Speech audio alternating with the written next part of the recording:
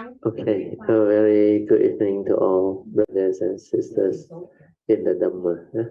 Today is 26 July 2022.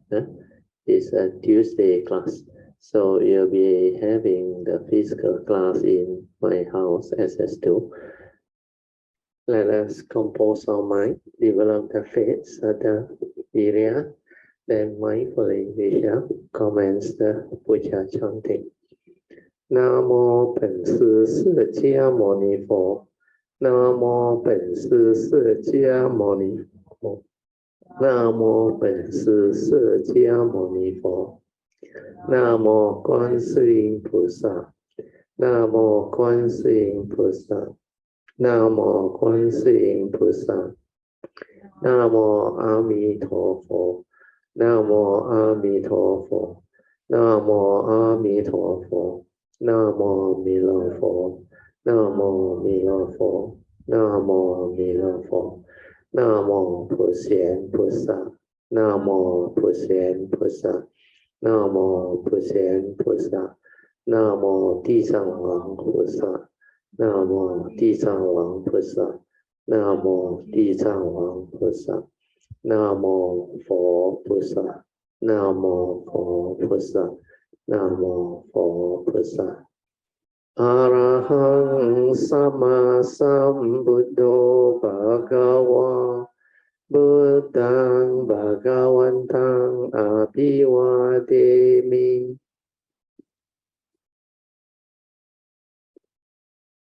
Swakato Bhagavata Dhammo Dhamman Namasami Supatipano Bhagavato Sāvaka Sangho Sanghang Namami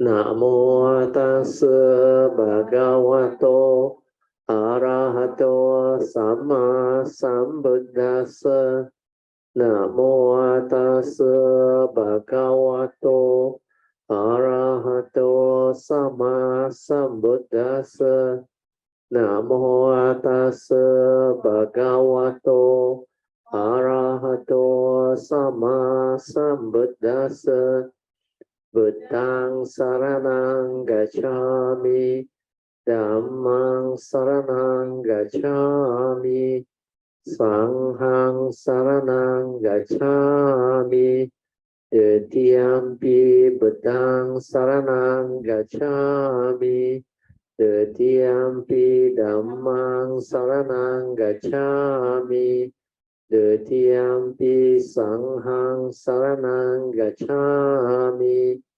Tetiampi Dhammang Buddhang Saranang Gacchami Tetiampi Dhammang Saranang Gacchami Tetiampi Sanghang Saranang Gacchami Panatipata Veramani Sikkhapadang Samadhiyami Adinadana Veramani Sikkhapadang Samadhiyami Kamesu Miccācara Veramani Sikkhapadang Samadhiyami Musawada Veramani Sikkhapadang Samadhiyami Surameraya Majapamadatana Veramani Sikkhapadang Samadhiyami Sadhu Sadhu Sadhu. Okay, let us pay respect to Triple Chant.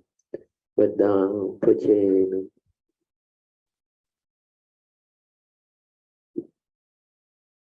Dhammang Puja.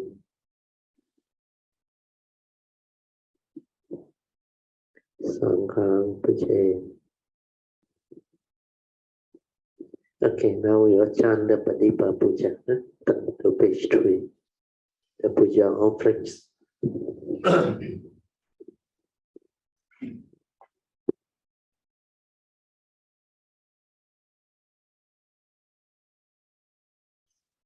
Adipa Puja offering of light. Ganna Sarapaditena Dipena Tamadang Sina Tiloka Dipang Sambudang Pujayami Tamonudang Ganda Sambara Yutena Dopena Hang Sugang Hina Pujaye Pujaniyang Tang Puja Bhajana Muttamang Vanna Ganda Guno Petang Etang Kasuma Santatin Pujayami Munindasa Siri Pada Sarorohe Pujemi Betang Pujet Humina Nena Punnena Matena Chahotu Mokang Upang Milayati Yata Idang Me Kayo Tata Yati Vinasa Bhavang Adivase Tu No Bante Paniyang Parikapitang Anukampang Upadaya Patigan Hatu Mutamang Adivase Tu No Bante Pali Parikapitang Anukampang Upadaya Patigan Hatu Mutamang Adivase Tu No Bante Bojanang Parikapitang Anukampang Upadaya Patigan Hatu Mutamang. Let us now make puja aspiration based on our understanding of the significance of all these puja offerings. Significance of offering of light. May this offering of light to the Buddha brings forth the causes and conditions to illuminate our mind and help arise the needed clarity and understanding to dispel all darkness or ignorance therein. Significance of offering of water. May this offering of pure, clear, cool water lead us to the pure, clear Dhamma that cools and doses off the fires of all defilements within our mind. Significance of offering of incense. May our morality, virtue, and understanding shine forth far and wide, just like the fragrance of this incense, which we are offering to the Blessed One, who is perfect in wisdom and virtue. Significance of offering of fruits. May this offering of fruits remind us of the Dana Parami of generosity and the fruit of all karma, so that we will diligently strive on with heedfulness to attain the path and fruition as soon as possible. Significance of offering of flowers. May this constant offering of flowers to the Blessed One strengthen our faith and constantly remind us of the impermanence of this body, so that we will diligently and sincerely strive on to cultivate Sila, Samadhi, and Panya, leading to ultimate liberation, the born-free Nibbana, making of overall aspiration. By the power of these merits born of these offerings, may our spiritual faculties of Sada, Virya, Sati, Samadhi, and Panya be further strengthened until they become balas or powers. Sharing and transfer merits to all beings. May these merits be transferred and transferred to all beings without exception, especially to those who have the condition and affinity to receive them. Sadhu, sadhu, sadhu. So let us pay respect to Pajama.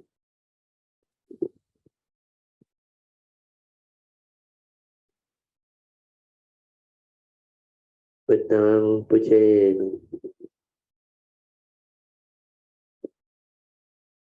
Dhammang Puja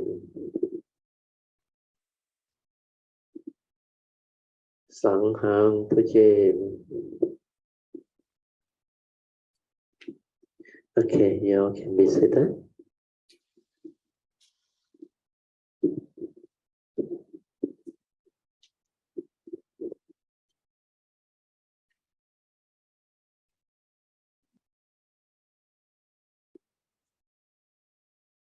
Oh, there's one old version of the old version one is slightly different here. Okay.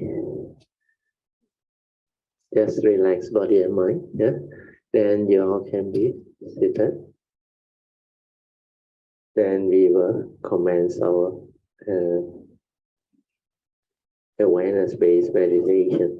We are off the line so that we can have our usual half an hour of awareness-based meditation. Okay.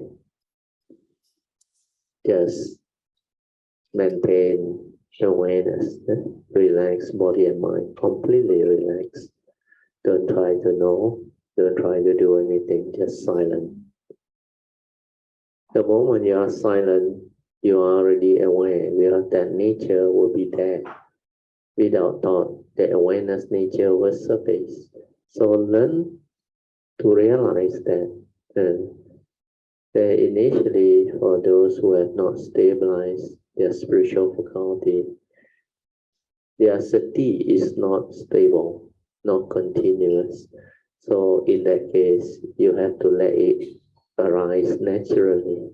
Means maintain awareness to understand what are the movement within your form and mind. So for most people, if you have stabilized your spiritual faculty, the moment you relax and maintain awareness, you are in that silent mode, or awareness nature will surface. But for those who have not stabilized it to that level, then some form of thought activity definitely will still move, still arise. Never mind, just let it arise. Whatever thought, whatever contact, or whatever movement within the mundane sankhara activity, let it surface, let it arise. Especially contact. They will arise because our senses are still open. So when your senses are open, sense data will come and impinge upon our sense bases, especially the sight and sound or vibration or whatever. That's why you will see the impingement, especially vibration. Then sometimes it's the tactile contact. You will still hear them. And sometimes your mundane thinking, they will still continue to arise. Don't worry. Initially, let it arise. Most of the time, you have already developed this training over a period of time. The thought actually is so much less. And this mundane thinking, they normally don't arise anymore. Even if they arise, it's only for a while, where you don't have to use it to live life, to be in the communication mode or activity mode. You are not driving, you are not doing anything, you are not working or arising the mundane mind to do your worldly thing. And because of that, in the form of meditation, you can just relax and maintain awareness. Then no need to know, no need to try to do anything, where the mind can be silent. You are in that formal posture, not doing anything. That's why you completely relax body and mind and silent. When you can do that, the mind will settle down.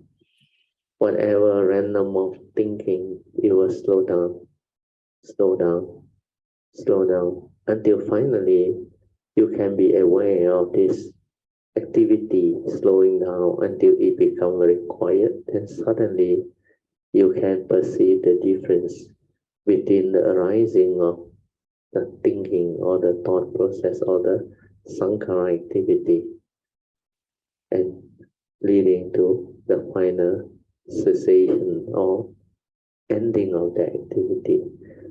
When the thinking all stops, you can actually realize a state of silence within. That silence where there is no thought. That's why there is space, complete empty space without thought. So that space, initially, you may start to be aware of it. Then as you become aware, if you become curious, the thought will come in again. But never mind, just relax and maintain awareness again until this one stabilizes, until the thought activity becomes completely quiet. Because when you just want to maintain awareness, it will just be aware. Then when the tactile contact arises, finish. Aware, finish. Don't try to do anything. Just let that mind settle down. Yeah. Then you will realize that true silent mind, the silent inner awareness, which is tranquility, stillness, complete space without thought. So to realize that true mind, that silent mind within is very important, that there is a true mind. And that one, which is just the awareness nature, can understand many things, can meditate, can insight into phenomena, can give rise to understanding, can silently observe and develop the awakening and the understanding. That's how meditation is to be done. Not without thought actively trying to do things. When you do that, thought becomes active. When thought becomes active, how can you be aware? You can't. That's why don't do. Don't try to know. Don't try to do anything. So when you don't try to know, don't try to do anything, the thought is not there. You just allow it to be, and that nature will shine forth. The awareness nature will manifest. And this is the training that you need to go through so that you stabilize it. For those who have already developed it, you can continue to let it be within the silent awareness. Maintain the awareness for as long as you can until that one becomes very stable, very clear. And use that to develop wisdom, understanding, and silent observation of what is going on within our own form and mind, so that we understand clearly who are we, what are we, and how we function as a human being. What is this so-called human being all about? Why the Buddha called it the five aggregate of form and mind? All this you will develop understanding. Through what? Through just complete, silent, relaxed awareness within. Because that nature, before the arising of the aggregate of mind or the thought process or the thinking, is just the true nature. Awareness nature within is not a being. But that nature is not easy to detect. Most people are lost in thought, that's why they cannot meditate. They don't know that without thought that nature surfaces. So the understanding is very important, and you must have the faith. It's just like swimming.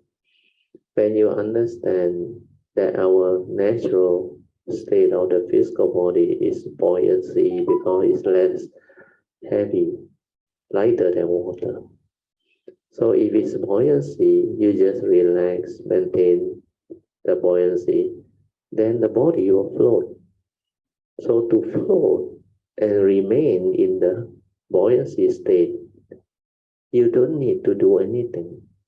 No effort is required. So similarly, our mind is the same. Without thought, the awareness is already there. You don't have to do anything. You just maintain awareness until it's stabilized. then you will realize that state of silence, the inner peace, inner calmness, and inner awareness. And that is your true mind. You don't have to search for it, look for it.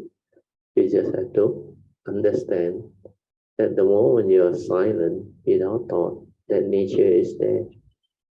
So that is the basis behind meditation. The understanding will bring forth the way to develop the meditation, awareness-based meditation, clearly. Okay, now I will let you meditate on your own. I will just set the alarm for 30 minutes, and you all can continue your awareness-based meditation.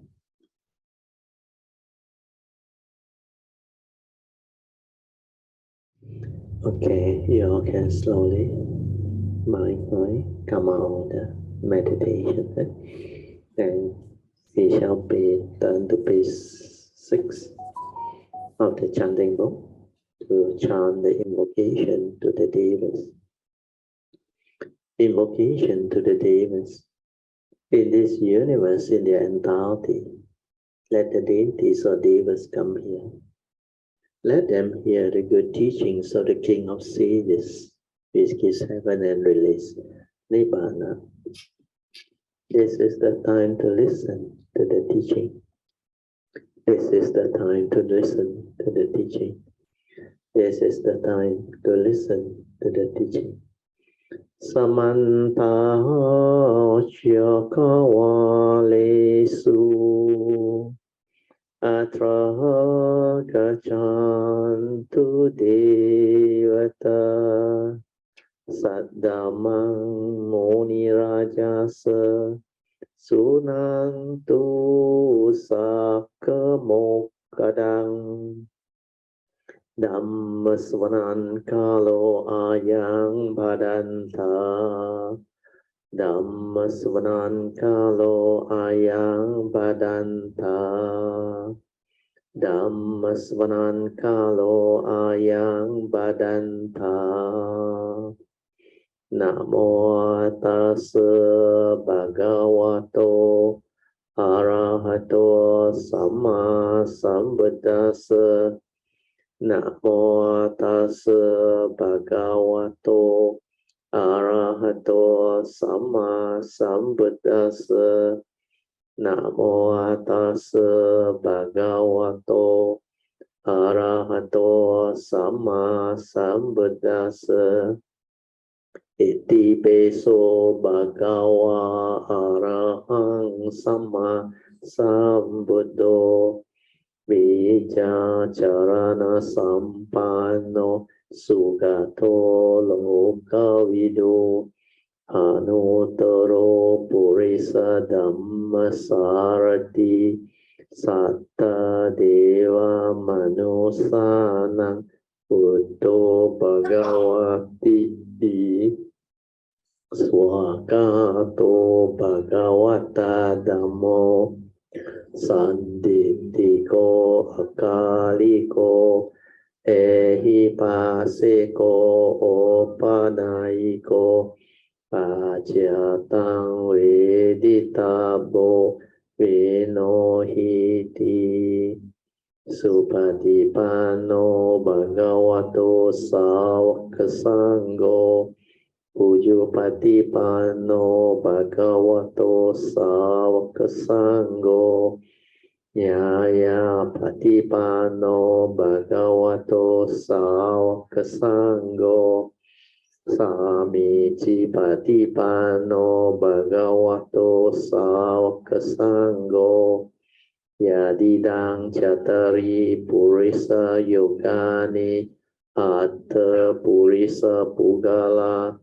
Esa Bhagavato Savakasangho Ahuneyo Pahuneyo Dakeneyo Anjali Karaneyo Anutarang Punyang Ketang Lokasati Sadhu Sadhu Sadhu. Okay, you all can be seated. then we shall continue our sharing from this book, the wonderful Dhamma Lotus Flower Sutra. We are at page 314 here. The Sutta part. At the end of 60 small aeons, having finished speaking the Sutta, the Buddha's sun, moon, lamp brightness immediately announced to the assembly of Brahma, Mara, Samanas, Brahmins, humans, and Asuras. Today at midnight, the task-come one will enter Nirvana without residue. So that was the Sutta part. We go to the commentaries. The Buddha, sun, moon, lamp, brightness spoke the Dhamma Flower Sutta for a full 60 small aeons. In all that time, not a single person in the assembly grew tired in body or in mind. At the end of 60 small aeons, having finished speaking the Sutta, the Buddha, sun, moon, lamp, brightness immediately announced to the assembly of Brahmas, the gods, Maras, the demon king, Shamanas, that is the bhikkhus who have left home, the Brahmins, one of the Indian caste outside, who practice pure conduct, gods, humans, and asuras, or demons. He made an announcement saying, tonight at midnight, or today at midnight, the task-come one will enter Nirvana without residue. The task-come one, sun, moon, lamp, brightness, today will enter Nirvana. The Buddha was born at noon and entered Nirvana at midnight noon. Noon is yang and night is yin. When the Buddha came into the world, it was as if the entire world was illuminated by the sun, moon, and lamplight. After the Buddha crossed into extinction, that is, entered Nirvana, it was like the darkness of the night. Not only was this the case with the Buddha, sun, moon, lamp, brightness, but all Buddhas are that way. They appear in the world at noon and enter Nirvana without residue at midnight. Nirvana is of four kinds. According to the explanation of the consciousness only school, there is a Mahayana school where they call it the school of consciousness. They classify Nirvana into four aspects or four types or four kinds. Some texts give four kinds of Nirvana, but not the three kinds. What are the three? The Nirvana of the purity of the nature. This type of Nirvana belongs to the virtues of the Dhamma body. The Buddha had three bodies, the Dhammakaya or Dhamma body, the reward body, and the transformation body. The Nirvana of the purity of the nature belongs to the virtue of the Dhamma body. That virtue or that virtuous being, that virtue being that it is not produced or destroyed, not defiled and not pure, nor increasing or decreasing. Then the Nirvana of the perfect purity, the second type. This type of Nirvana belongs to the virtue of Prajna. Perfect purity is wisdom, Prajna. Then the Nirvana of the purity or expedient means this belongs to the virtue of liberation. The virtue of the Dhamma body, the virtue of Prajna, the virtue of liberation are the secret storehouse of the great Nirvana, the three virtues. Excuse me. the three virtues of Nirvana. Excuse me.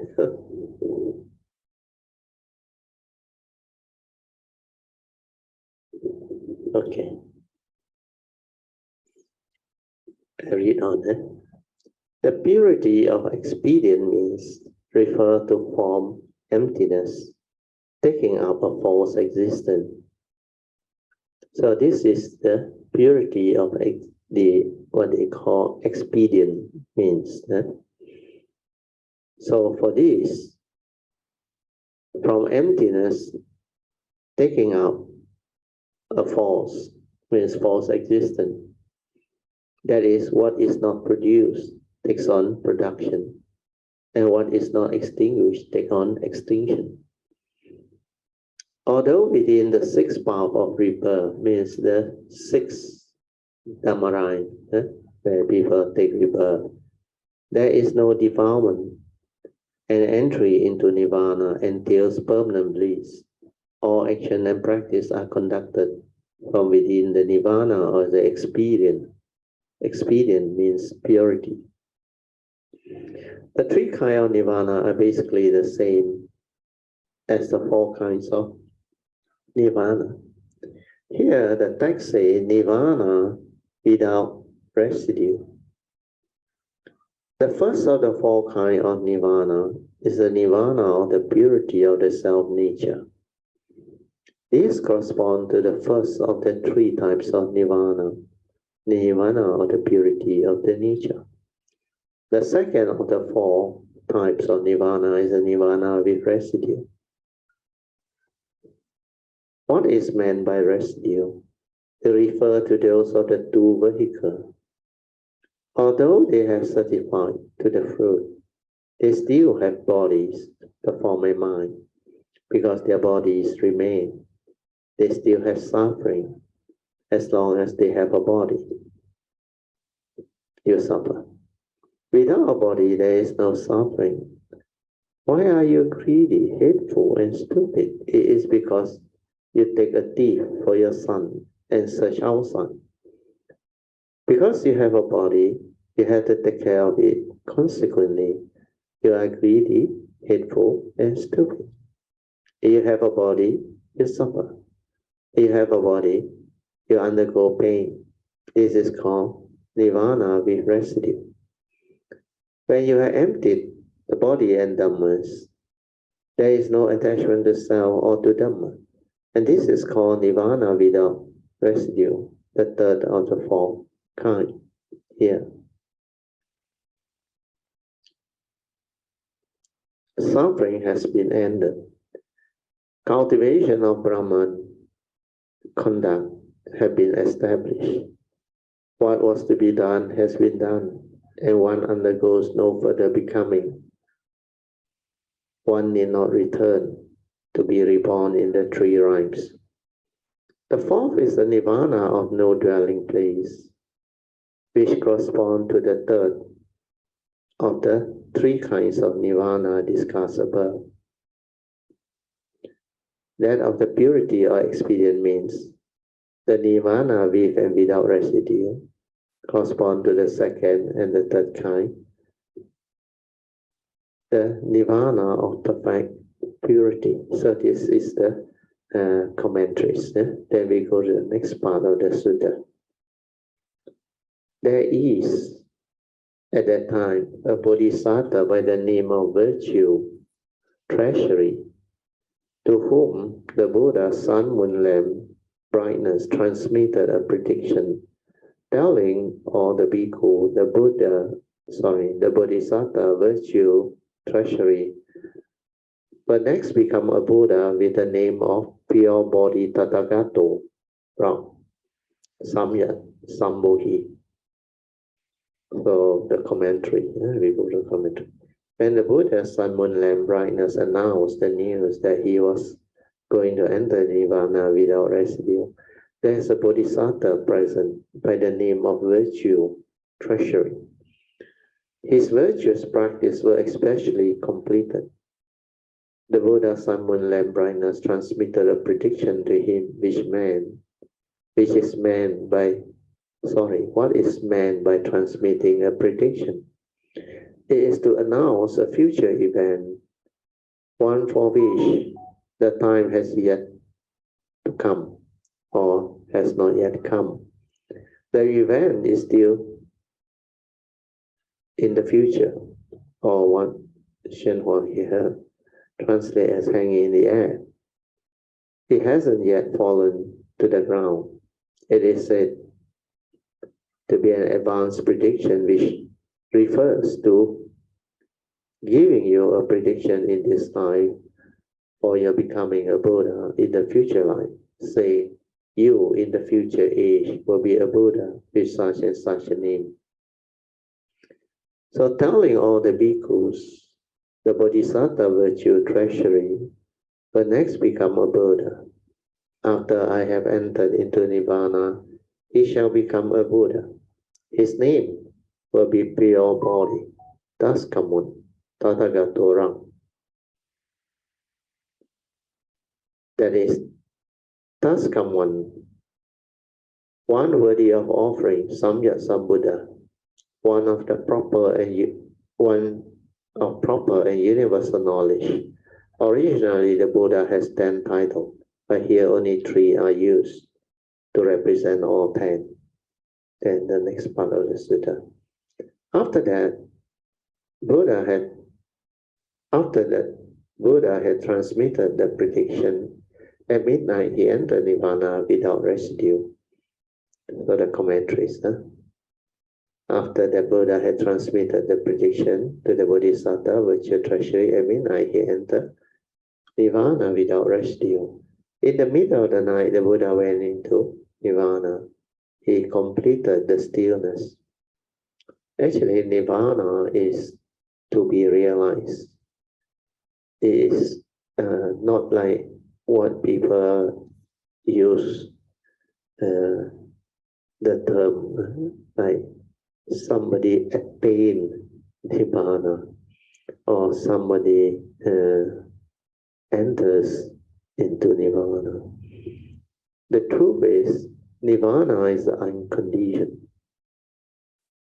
The form of mind that ceases, then creating the condition for the cessation to happen, which is Nibbana, can be realized by the enlightened one. So that realization is actually the awakening. Where when you go through the unconditioned, when that realization arises, the wisdom is connected to it, otherwise it cannot happen. Then when it happens, when that period of cessation is over, let's say those who went into Nirvana with residue, then the form of mind can return.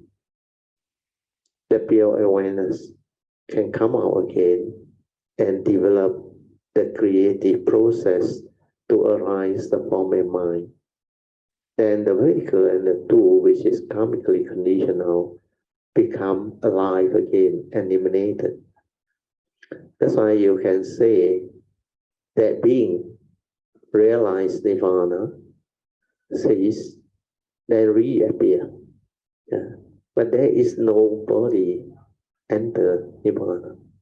Because Nibbana technically can only be realized, cannot be entered into. But a lot of people like to use the word enter Nibbana, attain Nibbana. Actually, there is nothing to be attained. Like in the Heart Sutta is mentioned, there is no attainment, no path, nothing. Yeah, there is the unconditioned. So this understanding, maybe at the moment, not many can have the understanding, but at least with the condition available, my nature can share with you a little bit on what this thing is and what this thing is not. So that when the time comes for you to have the understanding, you will understand what I meant. So hopefully this one, you all can just take note. Then we will continue with the sharing. So the next part of the sutta says, following the Buddha's crossing over into extinction, the Bodhisattva wondrous light upheld the wonderful Dhamma Lotus Flower Sutta for a full 80 small aeons, expounding it to others. The 8 sons of the Buddha, sun, moon, lamp, brightness, all served wondrous light as their master. Wondrous light taught and transmitted them, causing them to become firmly established in Anuttara Samyak Sambodhi. The prince, having made offering to limitless hundreds of thousands, of tens of thousands of millions of Buddhas, all realized the Buddha way. The very last to become a Buddha was the one named Burner of the Lamp. Among the 800 disciples was one named Seeker of Fame, who was greedily attached to profit and offerings. Although he read and recited many scriptures, he did not comprehend them and forgo most of what he learned. For that reason, he was called Seeker of Fame, because he had also planted good roots. He was able to encounter limitless hundreds of thousands of tens of thousands of millions of Buddha, making offering to them and honoring them, venerating and praising them. So we go to the next part of the commentary. Benefits derived from propagation of the sutta of the Buddha's nirvana. Commentaries. Following the Buddha's crossing over into extinction means realized nirvana. The Bodhisattva wondrous land upheld the wonderful Dhamma Lotus Flower Sutta. He accepted, upheld, read and recite it for a full 80 small aeons, expounding it to others, explaining it to them. The 8 sons of the Buddha, sun, moon, lamp, brightness, all serve wonderful light as their master. They bow to him as their teacher. Wondrous light taught and transformed them. The 8 sons caused them to become firmly established. To transform them is transform the 8 sons, causing them to become firmly established in Anuttara Samyak Sambodhi. He caused them to bring forth hearts which were solid and irreversible, with respect to the utmost proper and equal right enlightenment, that is, the Buddha fruit. They only wish to go forward and have no thought of retreating. They were ever vigorous and never rested. The 8 royal sons bowed to the Bodhisattva wondrous light as their teacher, and he carried out his responsibility dutifully. He spoke to them all day, saying things like, don't be lazy, don't sneak off to rest or take nap, and don't go around stealing food. That's how he kept track of them. Even though they were royal princes, they still had to cultivate truly. When Sakyamuni Buddha left the home life to cultivate, he was by no means lazy. He meditated in the Himalayas every day. Those who have left home must cultivate the way that they are to receive the offerings from the 10 directions. If you don't cultivate the way, it can be very dangerous. Don't think that leaving home is all that easy. The prince, the 8 sons of the Buddha, sun, moon, lamp, brightness, after leaving home, make offering to limitless hundreds of thousands of tens of thousands of millions of Buddhas. Having cultivated both blessings and wisdom to perfection, they all realize the Buddha way. What is meant by cultivating blessing and wisdom? Making offering to limitless hundreds of thousands of tens of thousands of millions of Buddhas was the cultivation of blessing. Reciting and maintaining hundreds of thousands of tens of thousands of millions of sutras, which the Buddha has spoken, was the cultivation of wisdom.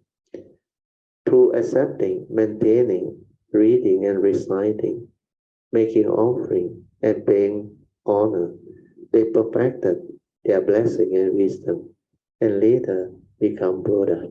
So this one actually refers to the cultivation of the double perfection. The Mandarin was, I remember, Master Hsuan Hua used the word doubly perfect. 两足具呢，辅足会足means 辅 is blessings, 慧 is wisdom, or virtue, 辅 blessing or virtue. So your virtue is also perfected, blessing is also perfected. Then together with this, the wisdom also gets perfected. But for those who understand, true blessing only arises when wisdom has arisen. Without wisdom, there is no true blessings or virtue. So pure virtue comes from wisdom. That's why these two, they have to manifest together.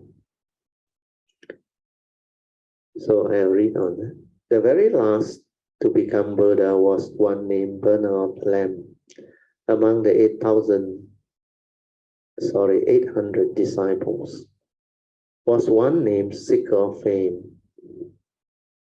The Buddha Wondrous Light had 800 disciples. One of them was called Seeker of Fame. For the Bodhisattva Wondrous Light was the Bodhisattva Manjushri. He was the master of the 8 princes. He taught them all to become Buddhas. The last of the 8 princes was called Burner of the Lamb. He was Sakyamuni Buddha's teacher and transmit the prediction of Buddhahood to Sakyamuni Buddha. This means that Bodhisattva Manjushri was Sakyamuni Buddha's grand teacher, Sikong, his teacher's teacher. Manjushri now acts as Sakyamuni Buddha's disciples. The great teacher is now the disciple.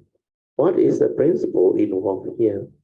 In the Buddha Dharma, the Dhamma is level and equal with nothing above or below. Everything in the world is without exception, just like a play. People all watch the play, and then when it's over, they go home. Manjushri Bodhisattva act in the Sahawa as a disciple of Sakyamuni Buddha. And Sakyamuni Buddha's teacher was Manjushri Buddha's disciple. So take a look. Dhamma is level and equal, with nothing above or below. And so when Sakyamuni Buddha became a Buddha, Manjushri Bodhisattva, sorry, I read again. So when Sakyamuni Buddha became a Buddha, this is common. Manjushri Bodhisattva had not yet done so. And so now he is Sakyamuni Buddha's disciple. Among the 800 disciples was one named Seeker of Fame. He just loved to seek fame and profit.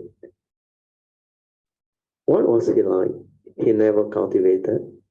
He just laughed and joked all day. He ran around outside, climbing on conditions of the homes of the wealthy people and influential officers. He schemed for his own advantage, and he didn't cultivate. He didn't recite sutta. Well, he recited them, but his heart wasn't in it. He recited them over and over, but can't remember them. Why not? Well, his heart was heavily laden with schemes for climbing on condition. If you can't remember your sutta recitation, you should take a clue from Maitreya Bodhisattva for a warning. He couldn't remember the sutta because he was too involved with climbing on condition and seeking fame. Why can't you remember your sutta recitation? It's because in your heart, you also seek fame and climb on condition. You seek fame and profit. If you put down those two words, fame and profit, then you would be able to recite any book at all after reading it only once. You wouldn't have to put forth any special concentration to memorize it. Why? Because you would have no other thoughts. Without thoughts of greed and hatred and stupidity or climbing on condition, your wisdom would come forth, would shine forth. Who was greedily attached to profit and offering? See, even Maitreya Bodhisattva had that flow. He was greedy for profit, crave offering, climb on condition and got stuck on profit and offerings. Profit just means money. He was greedy for people to give a little cash. Little monk nowadays who receive offering of money in little red envelope. They open them up, and if there is a sizable amount of money in them, they are delighted. That is what is meant by being greedy, attached to profit and offering. If you get a little less, they grieve. If they get a little less, they grieve or groan. This is just manifestation of greed for offering. If you are truly a person of the way, it won't matter how much they give. A little is a lot, and a lot is a little. A little and a lot is all the same. For example, last Saturday on the 8th day of the lunar moon, one disciple saw that people were making offering to the Dhamma Master. I think this one must be referring to Hsuan Hua. Basically, I won't even bring this matter up because it is likely to sound as if I'm asking for offering. But unless I talk about it, no one will know. She saw that the Chinese people were all making offering, and so she also gave an offering. At that time, I didn't know how much was in it. Later on, I opened it and saw that it was a penny. I was extremely happy. You say, how could a penny make you happy? Although it was only a penny, it shows that she had a sincere heart. I think for that day, she didn't have any money. And so she only gave a penny. That night, she made another offering of $4 and told me, I didn't have any more money today. I said, I know. Your penny makes merits and virtue for you, perhaps as much as giving 100, 1,000, or $10,000 would have, because you were sincere. So this point you all must take note. This is true. In the Buddha Dharma, as long as you are sincere, you obtain merits and virtue regardless of how much money you give as an offering. If you do not have a sincere heart, even if you give a lot, it is still a little. If you have a sincere heart, if you give a little, it is still a lot. You need only make offering with a sincere heart. So here, it brings about condition for me to share something about giving, so that you all can understand. It is just the same as what I used to share with you in the early days. It's not the amount that counts. It's more of your sincere understanding of what giving is. When you understand, like the Buddha mentioned in the Abhidhamma saying, the three conditions that manifest the highest gift. It is very often stated. I think the Pali version, if I am not wrong, is something like that. Somanasa sahagatang, jnana sampayutang, then finally asankarikam. So if your giving or offering conform with these three, yeah, then it will constitute the highest giving. So this understanding is more important than considering how much you give, how much you can afford to give. It depends on the situation. It depends on your understanding. So the most important is, it's not the quantum, the amount that you give. Slopanasa sahagatang means, sahagatang is happy. Yeah? Slopanasa, it so happens similar to the Bahasa with a sumo master, means at all times, before you give, when you give, and after you give, you have joy. That's why before you give, you rejoice. You sadhu, sadhu, sadhu. There is joy. Then when you give at that moment of offering, there is faith, there is joy. Again, the merits continue to grow and multiply. Then after you give, you again rejoice. You again develop the joy and the happiness, the faith. So that is the first condition. Give with a happy mind. Give with joy. Then give with understanding constitute the other two parts.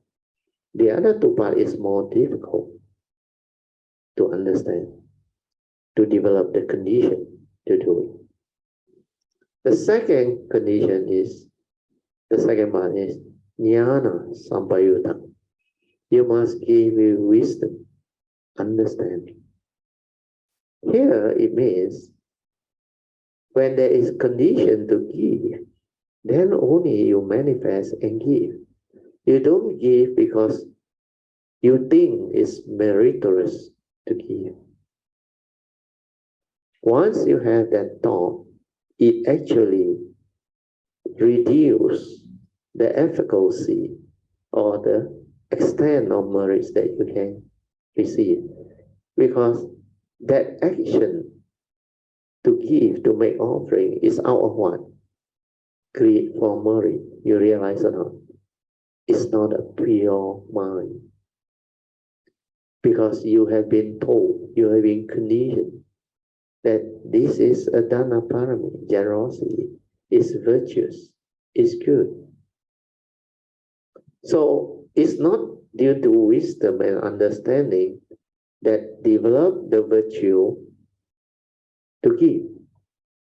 Then that virtue become tinted merits. Tinted means what? It's tinted with the subtle greed for merit. That's why the emperor who asked Bodhidharma, he said he has donated so much to the Sangha community, built temple, everything, and helped in the Sutta translation and the propagation of the Buddha Dhamma. His merit must be a lot, is it? How much you think is my merit? When Bodhidharma replied, 0, he got a shock. He was very, very unhappy, yet he dare not say it out because he was Bodhidharma. And later on, the emperor realized Bodhidharma was right, he was wrong. Yeah, he met another wise one. And he's supposed to be his advisor, also a spiritual cultivator. When he shared that understanding of the situation with him, the emperor received a very shocking answer. He said, Bodhidharma was correct when he said 0. Because to him, he is a very highly cultivated, virtuous being. To really have merits, you must have a pure mind when you do the action. So tinted merit to him is 0 merits. That's why he says 0. Then only the emperor understood what he meant. Fifth patriarch also same. He announced to the assembly, And now we say, don't just go after tinta merit, like every day, chant the sutta, make offering, do this, do that, in the name of what? Cultivating merits. And all this mainly are tinted merits. Because for those who understand the merits of a cultivator, when you can realize the cessation or realize the true mind, the silent mind, even a moment of pure thought, one instant, one moment, free of the evil roots of greed, hatred, and delusion. That purity, that merits that arise from arising that pure thought is limitless. Cannot compare. Then why do you chase after tinta merit? Offering out. That's why the cultivation is the best.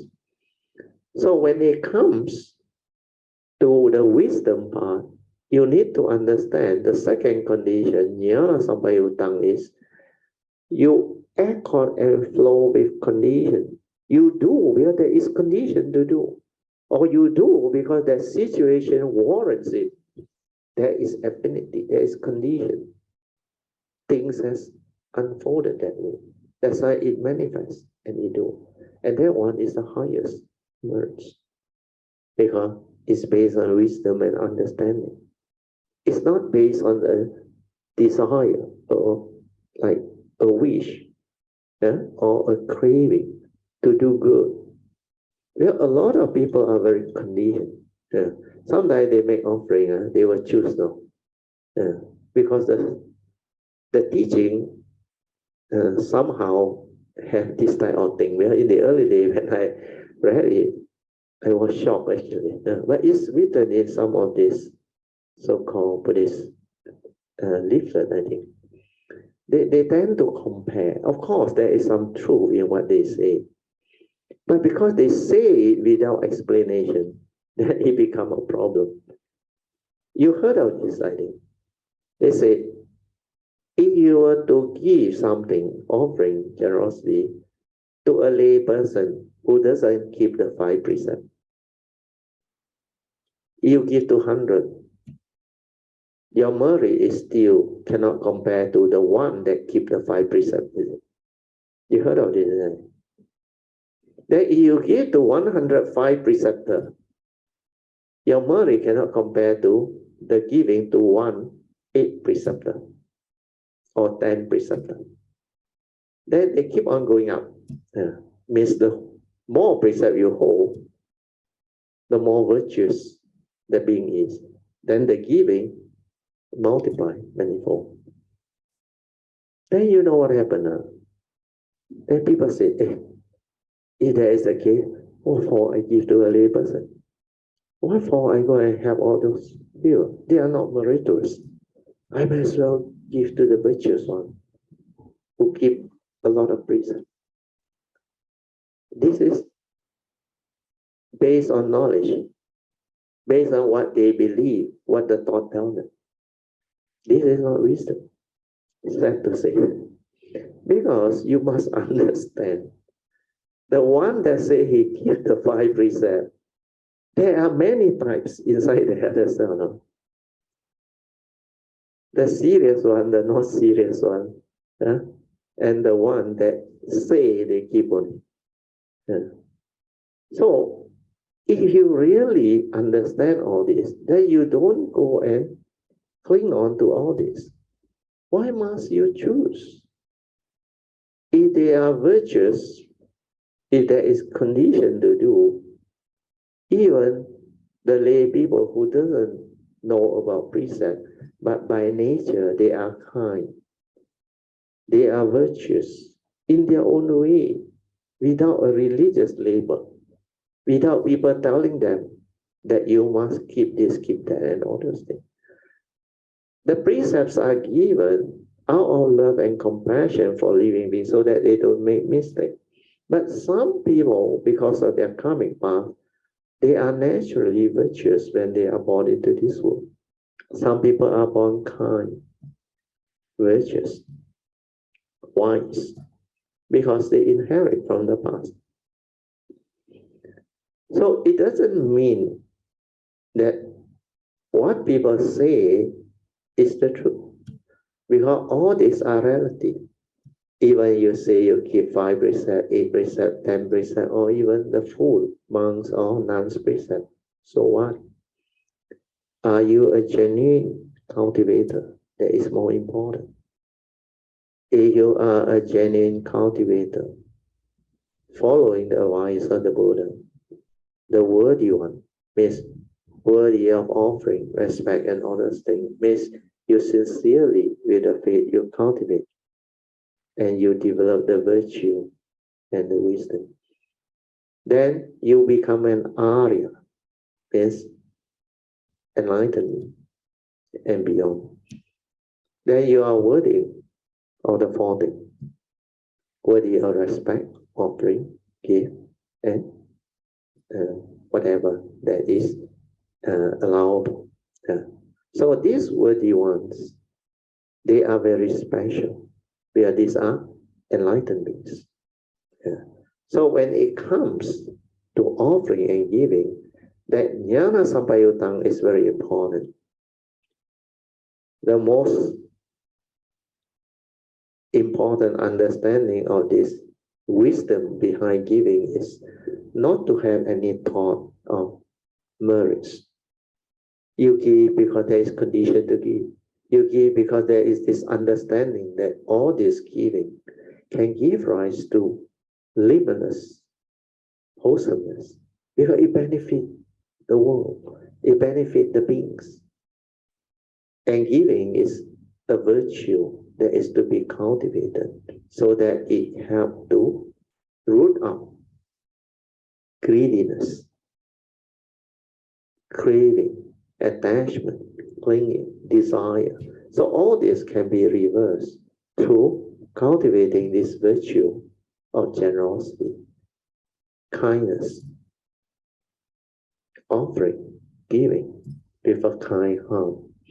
So this part is very useful. Right? So if you satisfy the first one, somanasa sagatang, then jnana sampayutang, then the last one is also very important. This one, the last one, very few people can do. He call it asankalikam. They spontaneously you do. You don't need people to prompt you. You don't need people to come and tell, hey, this sangha, this monk, this cultivator is very virtuous.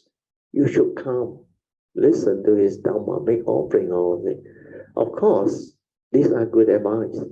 If you hear this and you rejoice, then you know there is condition. You rejoice and you come, then no problem. But if you already have the understanding, the moment you hear this, you spontaneously rejoice and want to do, because that is spontaneous, not after being prompted. Prompted means you're not sure, you got doubt. Really? Got married? This monk good? Or this cultivator good? You're not sure, understand? No? Then you wait for people to tell you. So prompted. When you do, whatever merit is much, much less than the person who have the understanding and spontaneously, when he hear condition, when he hear there is something that trigger off, then spontaneously, either they see or they perceive or they hear, they will do. That is spontaneous, asankalika. So fulfilling these three need wisdom, need understanding. Otherwise you cannot. That's why when I was cultivating in the early days, one of my teachers, the Thai teacher, Ajahn, I rejoiced a lot on. And he liked my family. When we were in Australia, he mentioned it a few times. And when he was with me alone also, we talked. And we had some very good understanding and conversation. And my rejoicing was very strong that time. Even Dhamma talk, and I was doing the recording in Brickfield Temple. Whenever I hear good Dhamma, my nature rejoices. rejoice unendingly. Then when I see condition to manifest or do something, I will rejoice. Then when I perform that generosity or whatever, I will rejoice. And after that, I will continue to rejoice. When I see others having the understanding and the condition to do, my nature will rejoice. Then I don't chase after merit. I don't go and listen to the, oh, this one very good, then I run up. No, when there is condition, I will say, never mind, let things be. But when there is condition, you will know. The sign will come, keep on coming on. Meant to be will be on. You're supposed to meet, you're supposed to go, you're supposed to make the offering, it will manifest. Then you know it's meant to be. Then you do. That is Jnana Sattayutta. With wisdom, you perform, you act, you do. Okay? Then that decision is spontaneous. So these three conditions, develop your cultivation, then you will understand. Then you will know how to do it. Okay? So maybe now we go back to the sharing, then I can end there. Yeah, 9:45, I should end there already. I will mark this page. We are at page 321. Okay. Okay, so we will stop here. Yeah? Okay, now we can open up for meditation reporting, followed by whatever question you may have. You can ask me regarding the meditation or the teaching, or how to apply this teaching. Then the last one is, of course, you all can share based on your experience in your cultivation with Dharma in daily life. 其实我以前有很多的想法，那而且因为我觉得我的生活圈圈很小，对，然后我的生活其实没什么变化，对，那我觉得我也很 enjoy 这样子的生活，对，然后可是我常常会发现说，因为我的生活太过没有波折，对，不论是工作也好，生活也好，对，好像不像人家这么复杂，可以从suffering 里面学到很多东西。那其实我很感恩我有这么多的lucky 呀，巴拉米然后可是我其实常常会有，以前我常常会有很多的 react， 所谓 react 就是说我很容易 comment 东西， comment， 但是我最近我觉得就好像我今天要讲什么，我好像一点概念都没有，我都不知道要怎样想这个东西，就好像刚刚 Brother 就说修福修慧这些东西，其实我也不明白，在我的整个 cultivate， 我不能说那是 cultivate， 可是我从来没有概念说我要 enlightenment， 我要怎样。哇，好啊，而且我也好像没有机会去接触什么怪力乱神啊、神通啊什么，对，我完全没有机会接触。很好，那 good karma，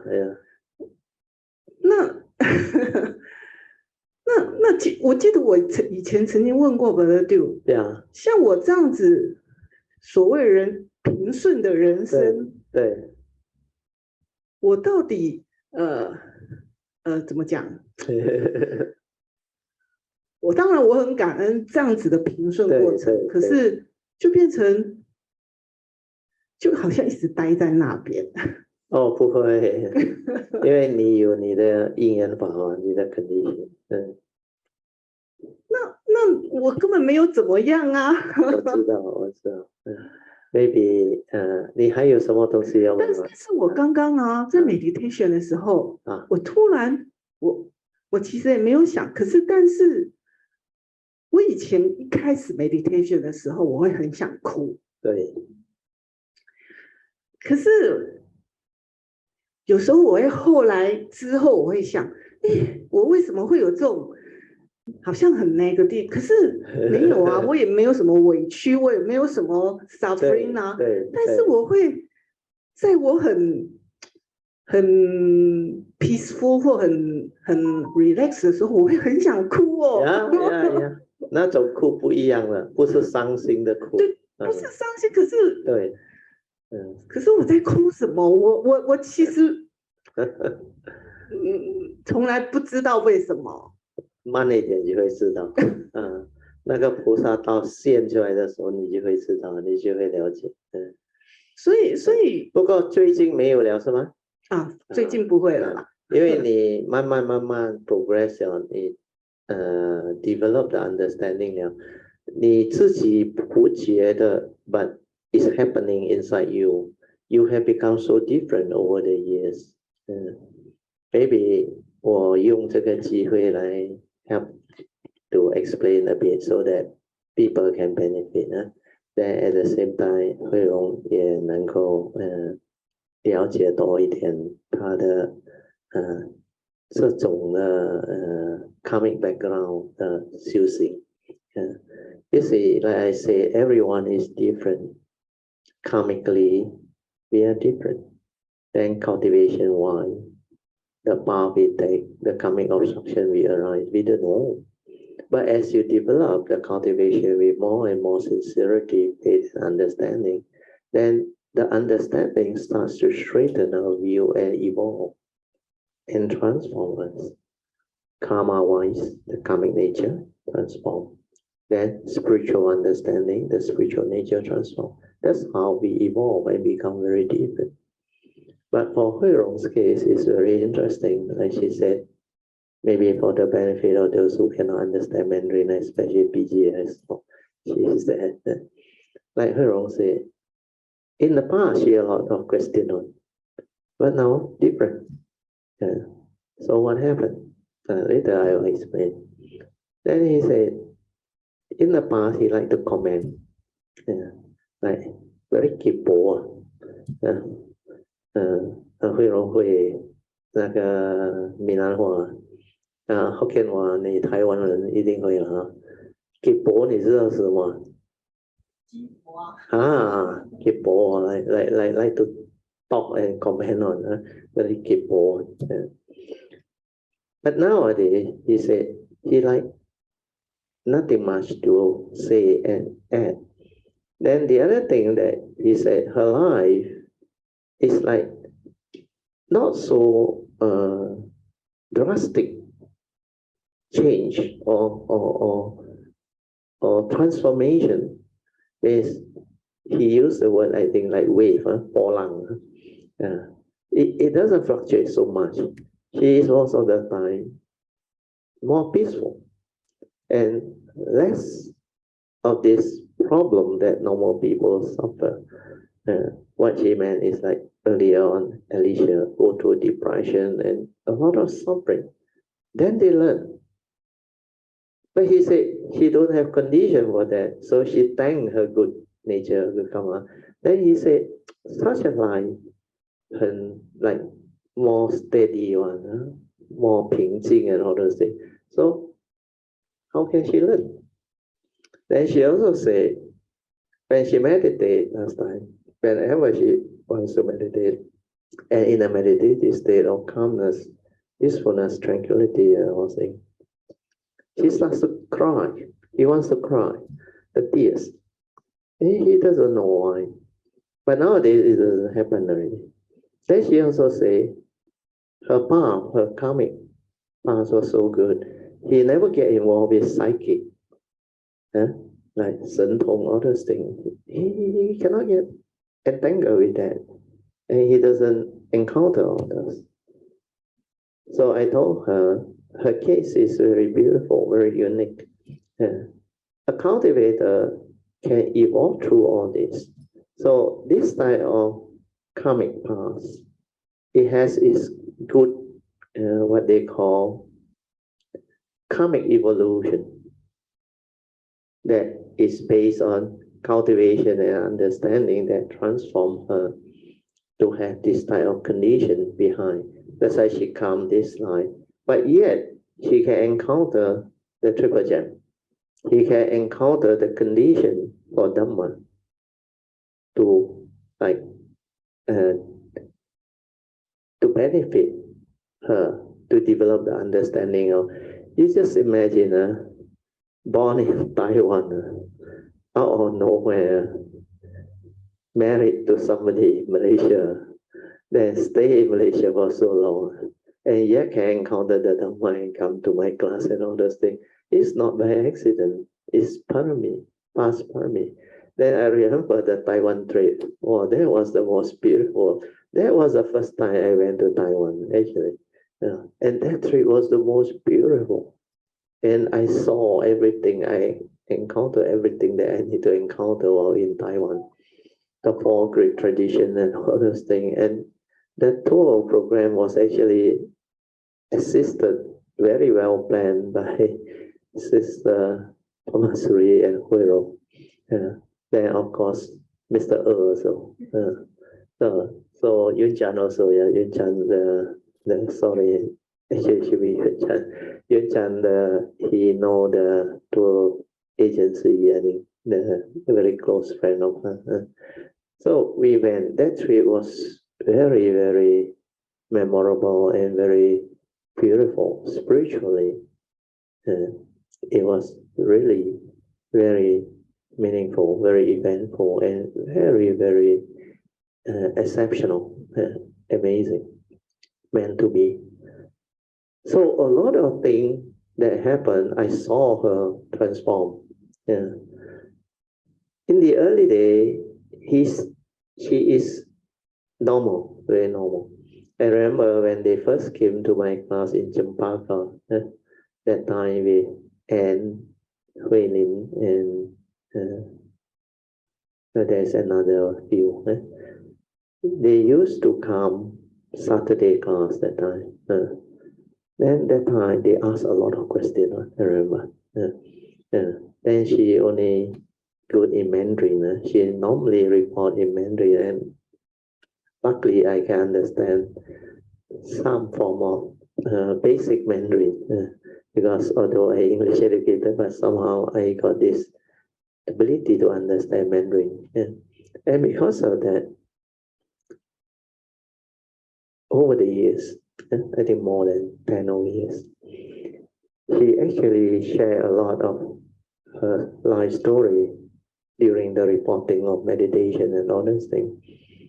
So there were only one or two incidents where she has some form of situation or problem. It is not serious, but it hit her and tangled her. And one of them, I think, is related to some prediction by somebody, that one haunted her for a while, a period. Then I think involving her daughter or what, I forgot already. Then after that, as they continue to have faith, then I explained the thing. Then there was a major breakthrough. Then no more fear, because it was predicted that by what age something will happen. Because of the conditioning at that time, they haven't have the clear understanding. But these are not serious things. These are just some of the karmic past that has to be repaid. Yes, we don't know. In the past, we live life. We also simply say things, and when you simply say things, you cause fear, anxiety, somebody's mental activity. Then the karmic, when there is condition, this life, it will come. Then later on, she traveled to Nepal and many other places. Then she has affinity with certain places. Then in between trips, sometimes she has problems. She will come alone and see me and we discuss. Then she received the understanding. But I realized she learned on her own. She is not the one that chase after things. She used her logical thinking and understanding to develop the understanding. That's why when I explain certain things, she can follow. She can develop the understanding. Then there was joy. Then after that, she continued to develop the understanding with faith and cultivation. that over the years, the last few years, changed a lot. She has become very beautiful spiritually. That's why the understanding transformed her until hardly any question, and hardly anything that she used to arise, like the hippo type of mind, the mundane mind that is always commenting, reacting, creating what they call the reasoning and all those things. So after the Dhamma has been developed, then they realize all these are frivolous thought, heedless thinking, habitual tendency that condition our mundane mind to do all this on a very regular basis until it become habitual tendencies, until we develop the delusion. Then when you develop the understanding, you straighten your view, you come out of it, then you realize your mind become different. As you meditate, you can go into the awareness nature of the thing. Then you realize the thought ceases to have power. Then over the years, after we go through the Heart Sutra sharing, the book, and the retreat, slowly, beautifully, it has developed the transformation. And most of the cultivators, especially Kalyamittas, they may not know what really happened, but deep inside they know they have become different over the years. Even will also know. So this type of being, they come, they will have their own parami because they will be guided by what they have developed. Then because during certain life, they also, when they have the understanding of the Dhamma, they also help people before. Then sometimes before they have the understanding, when they encounter people who have the understanding, they help people to make contact with Triple Gem. Then these people benefited. That's why this life, when they were living their life at that time, somehow there was conditioned for Anne, her, and Mei-Ling, the three, to come. Then they encountered. Then at first they were following another type of Tibetan tradition and all those things. But that one also come to pass. That one has its own causes and condition too, because in the past, that was what they were involved in. That's why this life come, they get themselves involved in that too.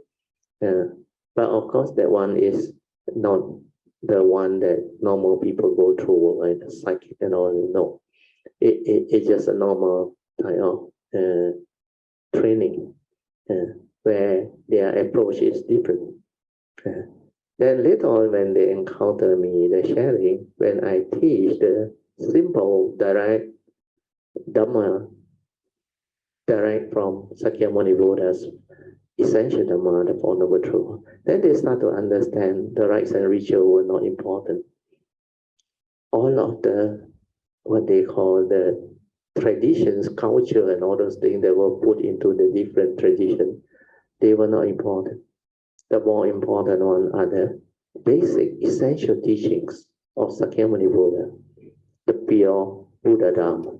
That one, once understood, it breaks free from all the entanglement of rites and ritual and belief system. And that is where it starts to have its effect and bring them back to the correct understanding of cultivation.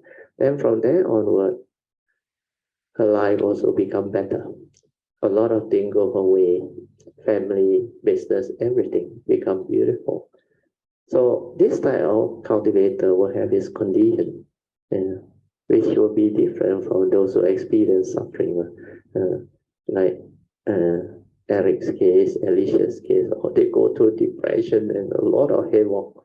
And sometimes for many years, even Eric also is a half of his life, almost 15 years, was in depression and Alicia also same, 17 years. But they came out of it because of affinity with triple gem. Then when they have the condition, when they are ready, they will move. They will move. That's why everyone is different.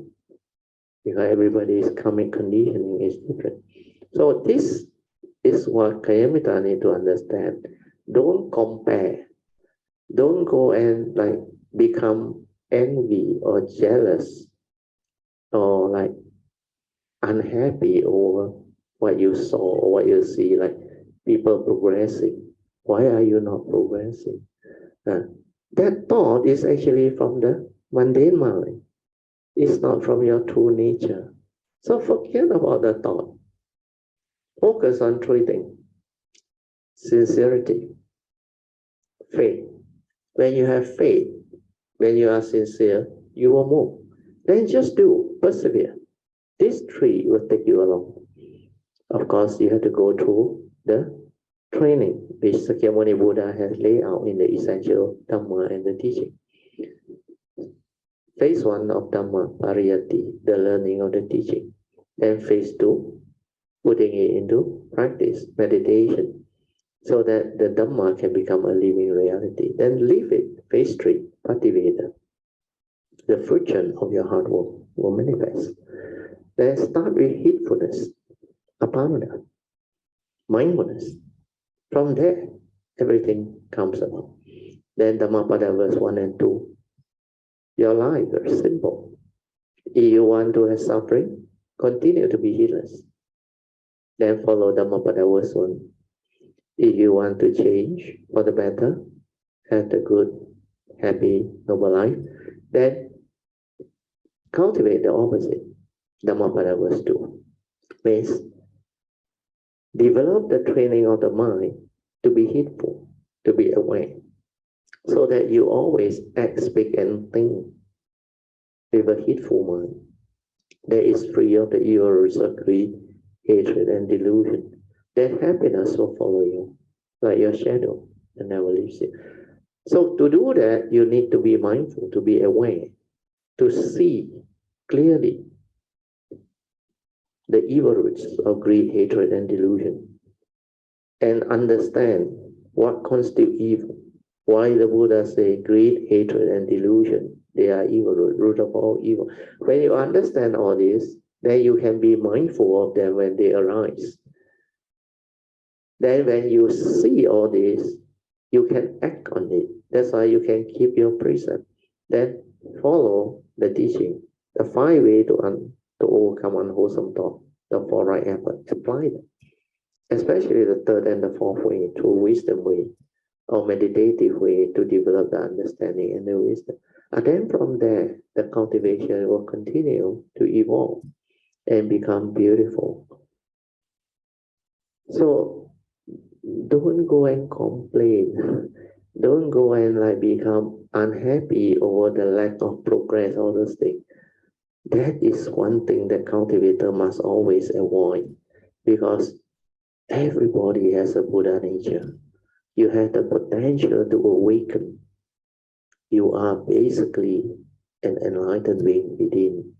But because of your heedlessness, your delusion, your mundane mind that is so grossly ensnared and entangled, that one clouded that nature.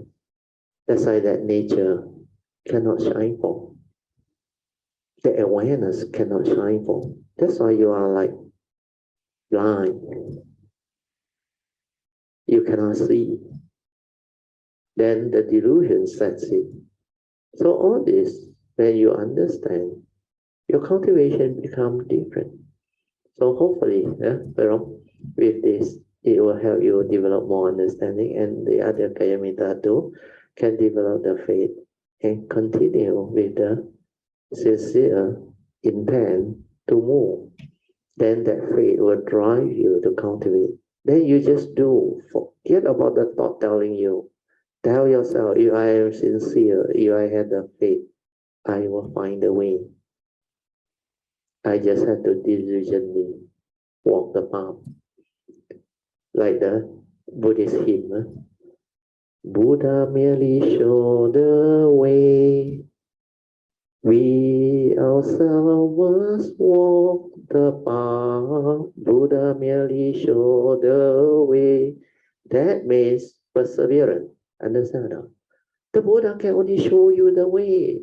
I can only share with you the essential Dhamma of the Buddha. I cannot make you enlightened. Please remember that the hard work has to come from the individual. And don't be foolish to listen to the thought that tell you all those miserable things. Why am I so child?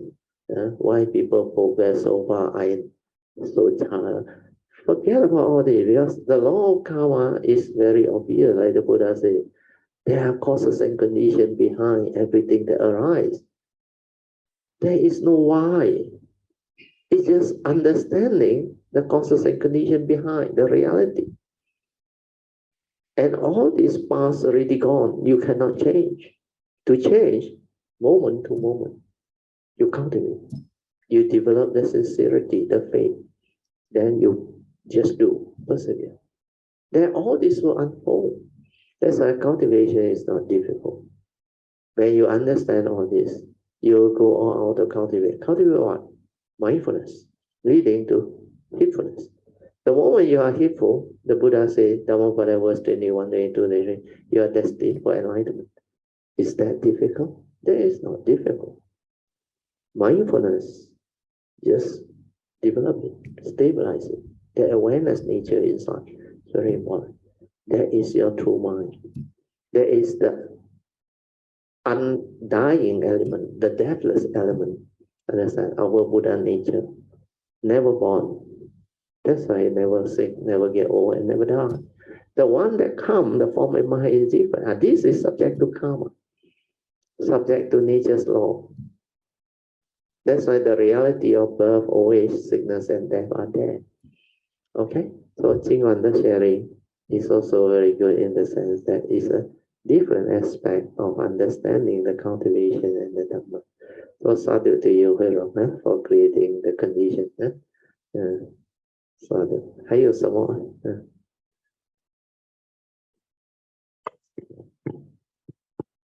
其实我觉得最大的修行应该就是在平时的生活里面。对，平时的生活。其实如果你在你的平时的生活，不是说你要特意怎么样，可是你已经有，如果你的埋伏在那边的话，其实看得到很多东西，走到正确的路。对对对，你会了解很多东西。这个是我以前真的不知道的，对，真的没有想过的没有想过的，因为我们跟着我们的 views, opinion and conditioning 跑嘛，我们的那个 conditioning means our habitual tendency， 我们跟着那个跑。That's why all the tradition, the belief system, our education, our conditioning， 那个影响我们很厉害，因为我们没有那个正念呢。The true awareness within to be aware of what is going on. When we are aware, we know how we get into trouble, how the mind becomes angry, how anger comes to be, how delusion comes to be, how suffering comes to be. When you see all this, you wake up, you become sensitive. But when you don't see all these things, you develop fear, you develop worry, anxiety, sorrow, lamentation, then your anger, your envy, your jealousy 越来越刺激，越来越够力，因为你无明嘛，无明就是没有正念，看不到正谛 ，cannot see truth, cannot see reality. That's why the delusion set off the negative thought, the wrong thought. You develop fear, you develop anger, envy, jealousy, unhappiness, sorrow and lamentation. You feel very insecure. You feel you have been cheated, taken advantage of. And all this comes from the delusion, the ignorance. When you don't have mindfulness, awareness, you cannot see, you get entangled. And this is what karmic is all about. Karmic is you reap what you sow. Do good begets good, do evil begets evil. You plant the seed of evil, you will reap the fruit of it. If every moment you have this wrong thought, heedless thinking, how can you come out of the karmic cycle? Or we call it the poverty cycle of the spiritual rhyme. You cannot come out. You need mindfulness, the light of awareness within your nature to shine forth, to give you the clarity to see, to observe, to understand and awaken. Then you transform and you come out of it, you straighten your view, then you apply the teaching. Means you act with Dhamma understanding, with wisdom, following Noble Eightfold Path. Then your life change. Noble Eightfold Path is Sila, Samadhi and Panya, which is the advice of the Buddha. Right view leading to right thought, right speech, right action. Then the four right effort. Right livelihood. Then after that, right mindfulness, leading to Samadhi, to see things as they are and to awaken. That's how cultivation can be developed and done. So Hui Rong actually create a lot of very good conditions for me to share this type of Dhamma. But this type of Dhamma, like Hui Rong say, you don't find in books. These are day-to-day living. If you are mindful, aware, like she said, in the past she never knew this. She learned this. Then she realized it was so useful. When you are mindful and aware, you become so different. You can see, you can understand. And when you can see and understand, don't tell me you don't love yourself. You become so deluded. You want to continue to be heedless, to harm yourself, hurt yourself, and become miserable. That is really delusion. Yeah. Really, really. Hsuan Hua used the word stupidity. I agree. Really stupid. Yeah. Your life. Dhammapada was 1 and 2. Choose to be happy. Instead, choose to continue to be heedless. Follow Dhammapada was 1. Continue to act, think, and speak with a heedless mind that has the evil roots of greed, hatred, and delusion. Then suffering follow you like the wheel that follow the hoof of the cart. Is that what you want? Your life. Nobody will do that when they understand this teaching. A lot of people Yeah. Pass the mic to Yun Chan. Yeah. No, for recording, Yun Chan. Important. Yeah.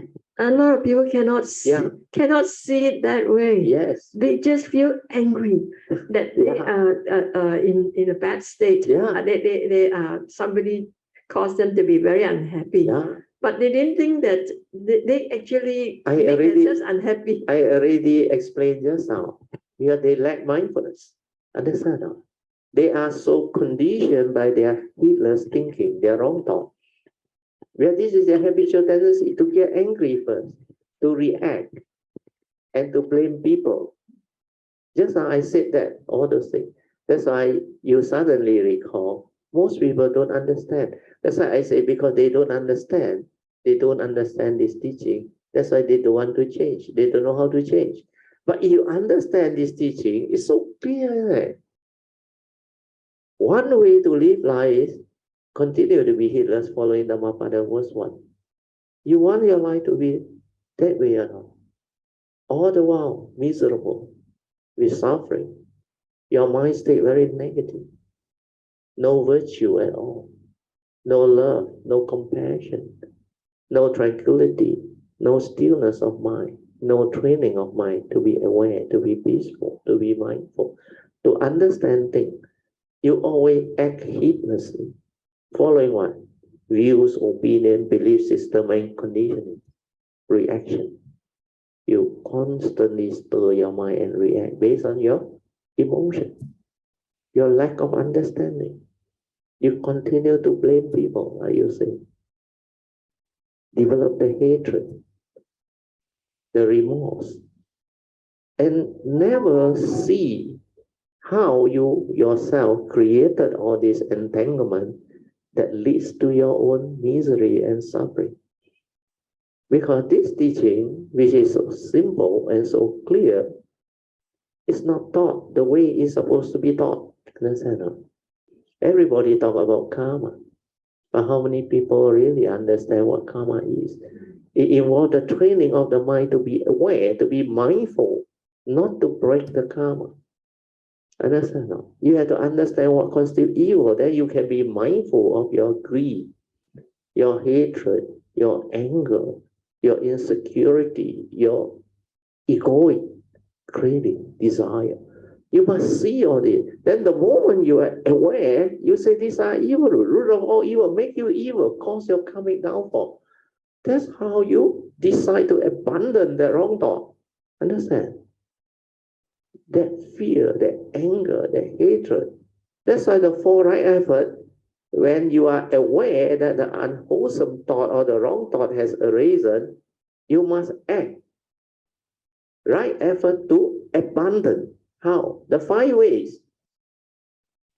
Don't learn as theory, knowledge. Don't apply. Apply. Then it makes you awake, transform you. Then you realize that is the difference. If I put it into cultivation, I don't hold on to knowledge, then I come out of it. Like Hui Rong, they all realize. But that is life. But these people learn the Dhamma, 4 right effort, abandon the wrong thought. What is it? Don't know. What is wrong thought? Don't know. So how to cultivate? The 4 right effort, not that. But intellectually, knowledge-wise, they can rattle from the text. Oh, exam, score, Pali exam, the 4 right effort. But cultivation is different from knowledge, theory. Cultivation is really aware. What is awareness? Aware. When greed is there, aware. Anger is there, aware. Fear is there, aware. Envy is there, aware. These are evil roots. Roots of all evil. These are wrong thoughts that condition your suffering, your misery. So when you aware, then you have to tell yourself, how did I become like that? All these are evil roots, make me evil, root of all evil. If I don't understand this and come out of it, I am doomed. My whole karmic nature is gone. Is that what you want? If that is not what you want, better train your mind to be mindful, to be heedful. And pariyati, understand what constitutes evil. Why the Buddha say greed is evil? And what is greed? Go into it. Greed, the meaning is very wide. Not only your selfishness, your greediness. No. All your craving, your desire, your covetousness, your possessiveness is part of greed. Whatever you crave for, you desire and want, that is greed. For me or not for me, this is greed. This is selfish. Then the evil roots is not just hatred, anger. No. Envy, jealousy, deceitfulness, they are all part of the evil roots.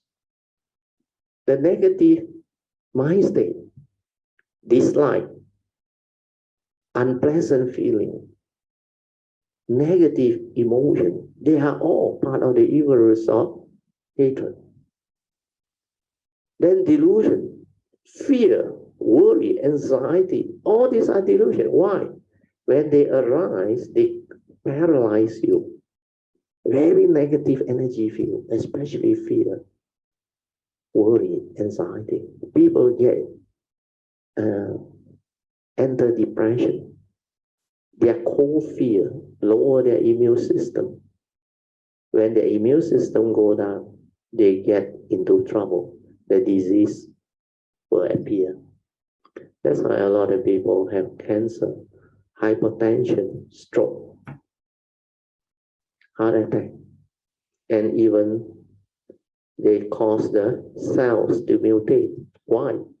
Well, these are negative emotion, negative fear, worry, anxiety, and they are very toxic to your immune system. Then when they arise, they cause your cell to mutate. When your cell mutate, it becomes cancerous. It's not a normal cell anymore.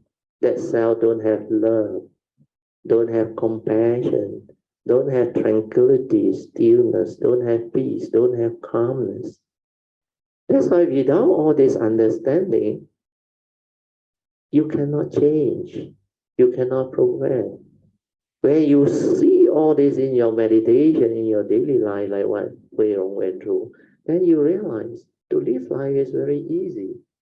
Why should I end up the way I used to be when I was young and deluded? All those things, stupidity, like Hsuan Hua said. Why am I subjecting myself to all this? Means I don't love myself. Means what? I use a thought not as a tool to help me and to benefit the world. I use the thought to think the wrong thought to create the suffering and misery in me. Means what are you doing? If this tool, T-O-L, that you are using, which is your thought, as an analogy, is a knife, how can you use that knife to cut yourself, harm yourself, hurt yourself, and hit all others? That is delusion. That knife, you should use it for its function, to cut vegetable, to cut fruits, to carve things, to help you, like unlock rubber band or whatever. You want to cut plastic or what? You can use it. You put it to proper use, appropriate use. That is love. When you love your child, you're willing to sacrifice and go all out to protect your child.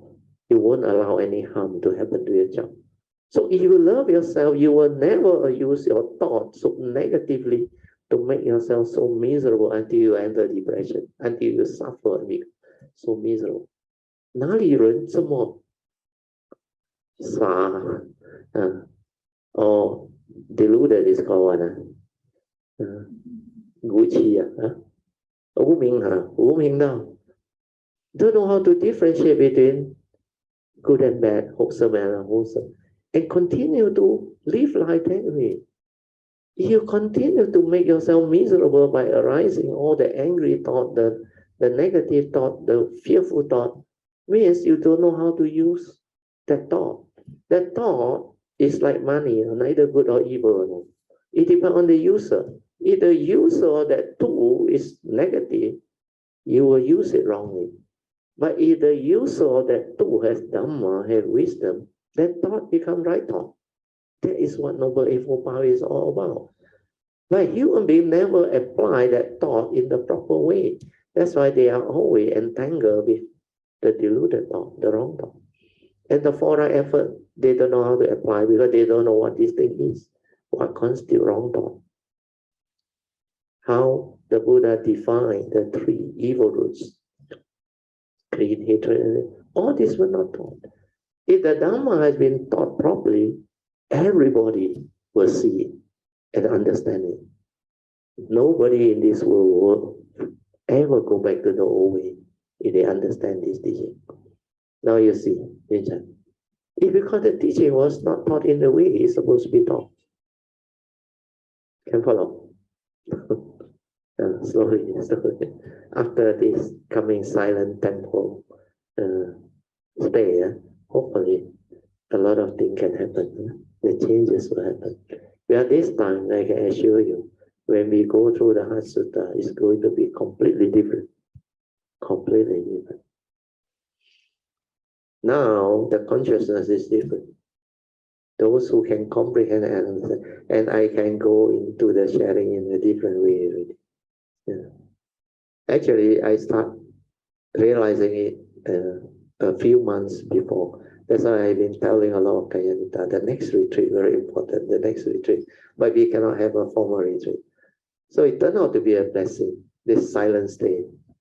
Of course, we have to thank the abbot, the Tangxia, for giving some of us that opportunity to have this. And this is going to give rise to very beautiful conditions. And hopefully the Wi-Fi up there, we can develop the Zoom will be better. 你可以问顿祥师父，他们有 account 吗 ？No， 有 account 吗？最重要。有 account 就他的线会好的，他 bring in the things. No, they will bring in a wire for you. Like you apply Wi-Fi or Maxis, the cable will come in. Of course, the quality you buy, they normally will buy at least 100. The cheapest are of course very slow, but at least get 100.